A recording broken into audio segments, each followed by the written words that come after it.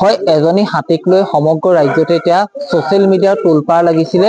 শিৱসাগৰলৈ খোজ কঢ়াই অনা অৱস্থাত এজনী আঘাতপ্ৰাপ্ত হাতীক লৈ সমগ্ৰ ৰাজ্যতে তোলপাৰ লাগিছে। আৰু এই মুহূৰ্তত মানিকী আহি ঘৰ পালেহি শিৱসাগৰ মগৰাহাটত। পোনে পোনে সতীৰ্থ সৌৰভ কাকতিয়ে দেখুৱাব সামগ্ৰিক পৰিৱেশখিনি, যিহেতু ডুমডুমা বন বিভাগ আৰু তিনচুকীয়া বন বিভাগে সুকলমে আনি ঘৰ পোৱালেহি মানিকীক। আৰু এতিয়া মানিকীক লৈ এতিয়া পৰিয়ালৰ লোক ব্যস্ত, মগৰাহাটৰ পৰিয়ালৰ লোক ব্যস্ত। আৰু যিহেতু মানিকী 2008 চনতে শিৱসাগৰৰ পৰা জাগুনত ৰখাইছিলে। আৰু এই আঘাতপ্ৰাপ্ত হাতীজনীক লৈ সমগ্ৰ ৰাজ্যতে এক ছচিয়েল মিডিয়াৰ তোলপাৰ লাগিছিলে। আৰু এই মানিকী আজি অৱশেষত ডুমডুমা বন বিভাগ আৰু তিনচুকীয়া বন বিভাগে এখন ট্ৰাকত আনি সুকলমে পোৱালেহি মানিকীক। আৰু যিহেতু ছচিয়েল মিডিয়াত ভাইৰেল হৈ পৰিছিলে মানিকীক, যিহেতু আঘাতপ্ৰাপ্ত অৱস্থাত শিৱসাগৰলৈ খোজ কঢ়াই মাউতে অনা অৱস্থাত সমগ্ৰ ছচিয়েল মিডিয়াত ভাইৰেল হৈ পৰিছিলে। আৰু তাক লৈ বিভিন্নজনে প্ৰশ্ন কৰিছিলে। মই পোনে পোনে বন বিভাগৰ লোক আছে, ডুমডুমা বন বিভাগৰ লোক আছে। দাদা, মই আপোনাৰ ওচৰলৈ আহিছো। যিহেতু এই হাতীজনীক লৈ সমগ্ৰ ৰাজ্যতে ছচিয়েল মিডিয়াত তোলপাৰ লাগিছিলে, অৱশেষত সুকলমে আপোনালোকে ঘৰ পালে, কি কব? একচুৱেলি এই কথাটো লৈ মই বিশেষভাৱে ছচিয়েল মিডিয়াকো ধন্যবাদ দিব লাগিব বা সাংবাদিকসকলকো। আচলতে হাতীটো আমাৰ হাতীগৰাকী আমাৰ তাত আছিলে এপ্ৰিল মাহৰ 2024 পৰা। তেওঁ মানে যিজন মাউত আছিলে, মাউতজনে আনি কিনে আমাৰ ডুমডুমা বনসংৰক্ষণ অন্তৰ্গত তাতে ৰাখিছিল। আৰু সেই পিৰিয়ডটোতে আমি হাতীজনীক যেতিয়া আঘাতপ্ৰাপ্ত দেখাৰ লগে লগে আমাৰ বন বিভাগৰ তৰফৰ পৰা বিভিন্ন ধৰণৰ ট্ৰিটমেণ্টো কৰিছিলোঁ আৰু মালিক অভিযানে কৰা হৈছিলে। আৰু ফেব্ৰুৱাৰী মাহত আমি মালিকসকলক মাতি কিনে হাতীজনী চমজাই দিছিলোঁ। অৱশেষত তেওঁলোকে হাতীজনী ইয়ালৈ লৈ অহাৰ কাৰণে এটা প্ৰয়াস কৰিছিলে, যিহেতু ঘৰলৈ আনিবই লাগিব।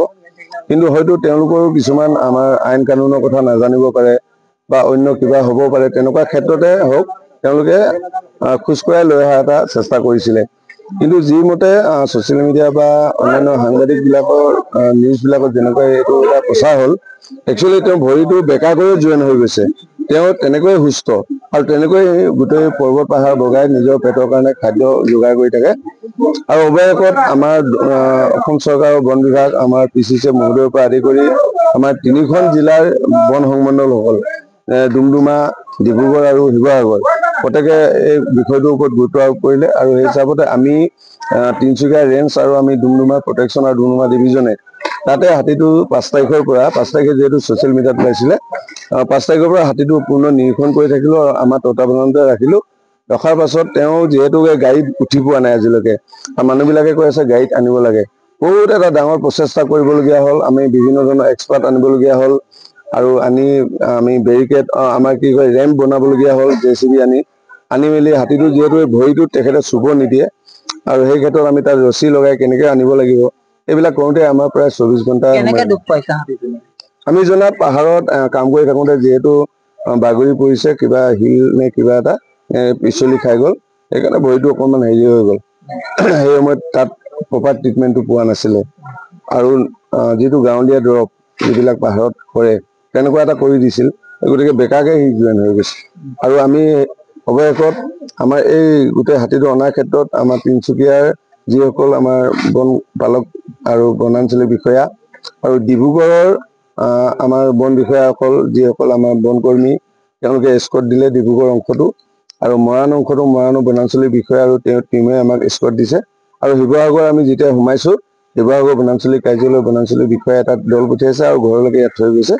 আৰু আমাৰ এই কাৰ্যসূচীটো বিশেষকৈ মোৰ সেৱাকৰ্মী একেলগে নৱজিত নাৰ্জাৰী আছে, মুনীন বৰা আৰু লগতে আছে আমাৰ ত্ৰিফুল গগৈ আৰু আমাৰ দেৱজিৎ নাথ আৰু ৰবি যাদৱ, যিজনে ৱাইল্ড লাইফ ৰেস্কিউৱাৰ হয়, তেওঁ এনেকুৱা ক্ষেত্ৰত বহুত আগৰণুৱা। তপন মৰাণ, এইসকলে আমি দিনে ৰাতি আৰু কেইবাগৰাকীও আমাৰ বীৰাংগনা নাৰী আছে, ছোৱালী, সেই সকলোখিনি আমি এখেতক শুশ্ৰূষা কৰাত লাগিলো আৰু আজি ইয়াত সুকলমে আমি থ'ব পাৰিলো আৰু সেইটো আমি অতি আনন্দিত। আৰু মালিকৰ ঘৰখনো চোৱা হ'ল আৰু হাতীটো ইয়াত পালেহি আমি সুখী। আজিৰ পৰা আমি ডুমডুমা পৰা হাতীটো সম্পূৰ্ণৰূপে শিৱসাগৰ ডিভিজনত আমি চমজাই দিছো আৰু তেওঁৰ মালিকক আমি গতাই দিছো। ধন্যবাদ জনাইছো। মই পোনে পোনে যিহেতু হাতী গৃহত আছে, যিহেতু আপোনালোকে কেতিয়া এই হাতীজনী জাগুণত থৈছিলে আৰু কেনেকে আঘাতপ্ৰাপ্ত হৈছিলে এই সন্দৰ্ভত জনাওক। হাতীজনী আমাৰ যোৱা 8 চনতে ঘৰৰ পৰা নিয়া হৈছিলে। বিশেষকৈ আপোনালোকে জানে যে আমাৰ সুপ্ৰিম কোৰ্টৰ এটা ভাৰ্ডিক্ট মতে 1996 চনতে উত্তৰ পূৰ্বাঞ্চলত সম্পূৰ্ণৰূপে আমাৰ বনৰ যিটো আমাৰ গছ কটা বা এইটো ব্যৱস্থাটো বন্ধ কৰিছিলে আৰু তাৰ কাৰণে আমাৰ যিবিলাক প্লাইউড ফেক্টৰী বা আমাৰ যিবিলাক ছ মিল কয়, যিবিলাক আমাৰ কাঠ ফলা বাটাম ফলা যিবিলাক মিল আছিলে, সেইবিলাক সম্পূৰ্ণৰূপে উদ্যোগটো বন্ধ হৈ গৈছিলে আৰু সেইকাৰণে আমি ঘৰত ৰাখিবলৈ বহুত অসুবিধা হয়। আৰু এতিয়া য'ত আছিলে অৰুণাচলত আছিলে আৰু তাতে আমাৰ হাতীজনী পুহি থকা নিচিনাই হৈছিলে আৰু শেহতীয়াকে কেনেকে কি হ'ল একচুৱেলি আমিও সম্পূৰ্ণকে নাজানো কেনেকে আঘাতপ্ৰাপ্ত হ'ল, যিহেতু আমি তাত নাথাকো। তাত হাতীৰ লগত আমাৰ মাউত থাকে বা যোগালী থাকে, তেওঁলোকে সবিশেষ ভাল ধৰণে জানিব কেনেকে হ'ল। যিহেতু আমি সেই সময়ত আমি তাত নাথাকো, আমাৰ নাছিলো আৰু সেইকাৰণে আমি সম্পূৰ্ণভাৱে আমি ক'ব নোৱাৰো। যি কি নহওক, হাতীজনী আমি চিকিৎসাৰ কাৰণে আমি যথেষ্ট তাত ব্যৱস্থা লোৱা হৈছিলে। আপোনালোকে ইতিমধ্যে আমাৰ বন বিষয়া তেখেতে গোটেই কথাখিনি কৈছে, সেইখিনিয়ে সত্য হয়। আৰু যি কি নহওক, আমি এতিয়া সুখী যে আমাৰ হাতীজনী আমি বহুত দিনৰ মূৰত আমাৰ ঘৰত উপস্থিত হৈছেহি, কাৰণ আমাৰ দেউতাৰ দিনৰে আমাৰ হাতীজনী। আমি আজি আমাৰ ঘৰৰ ল'ৰা ছোৱালী তেওঁলোকেও আমাৰ হাতী আছে বুলি জানে, কিন্তু তেওঁলোকে আজিলৈকে হাতী দেখি পোৱা নাই। তেওঁলোক এতিয়া কলেজ পৰ্যন্ত পাইছেগৈ। আজি গোটেই আমি পৰিয়ালটো আমি অতি সুখী আনন্দিত। আমি 4জন ভাই ককাই, গতিকে আমি বহুত দিনৰ মূৰত হাতীজনী পাই আমি আমাৰ ঘৰৰ মৰমৰ ঘৰখনলৈ আহিছে, আমি নথৈ সুখী হৈছো। আৰু তাৰ লগতে আমাৰ আজি যিসকল বন বিষয়াই যথেষ্ট কষ্ট কৰি আজি আমাৰ সুকলমে সুনিয়াৰিকৈ আনি আমাৰ ঘৰত উপস্থিত হোৱাত সহায় কৰিলে, তাৰ বাবে আমি আটাইকেইটা বন বিভাগৰ বিষয়াসকল, যিসকল সহকৰ্মী আহিলে, তেখেতলোকক আমি আন্তৰিক ধন্যবাদ আৰু কৃতজ্ঞতা জ্ঞাপন কৰিছো। আৰু বিশেষকৈ গম পাইছে, যিহেতু ছচিয়েল মিডিয়াত এটা ভিডিঅ' ভাইৰেল হৈছিলে, আঘাতপ্ৰাপ্ত অৱস্থাত হাতীজনী শিৱসাগৰলৈ খোজকঢ়াই অনা হৈছিলে মাউতে, এই সন্দৰ্ভত কি ক'ব?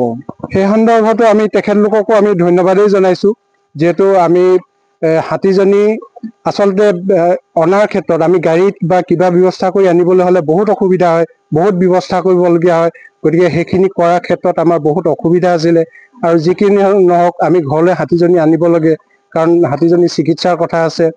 আৰু সেইকাৰণে আৰু এক প্ৰকাৰ আমি সেইসকলক যিসকলে এই বিষয়টো আমাৰ চৰকাৰৰ দৃষ্টিগোচৰ কৰিলে বা বন বিভাগৰ দৃষ্টিগোচৰ কৰিলে, তাৰ বাবে আমি তেওঁলোককো আমি আমাৰ পৰিয়ালৰ তৰফৰ পৰা আন্তৰিক ধন্যবাদ আৰু কৃতজ্ঞতা জ্ঞাপন কৰিছো। ধন্যবাদ। নিশ্চিতভাৱে ক'ব লাগিব, যিহেতু মানিকী যিহেতু আঘাতপ্ৰাপ্ত হৈছিলে 3 বছৰ আগতে, আৰু 3 বছৰৰ পৰা যিহেতু এটা ভৰি যিহেতু তেওঁ আঘাতপ্ৰাপ্ত হৈছিলে আৰু তাৰ পিছৰ পৰাই পৰিয়ালৰ লোকে চিন্তিত হৈ আছিলে।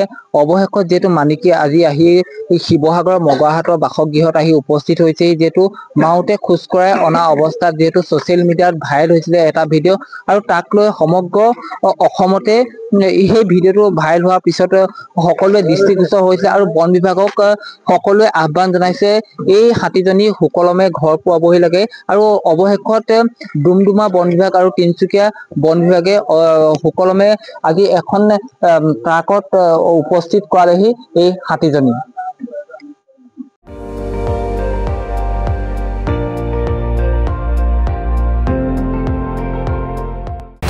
আপুনি চাই আছে ND24, সৰ্বশ্ৰেষ্ঠ নহয় সৰ্বোত্তমৰ দৌৰ।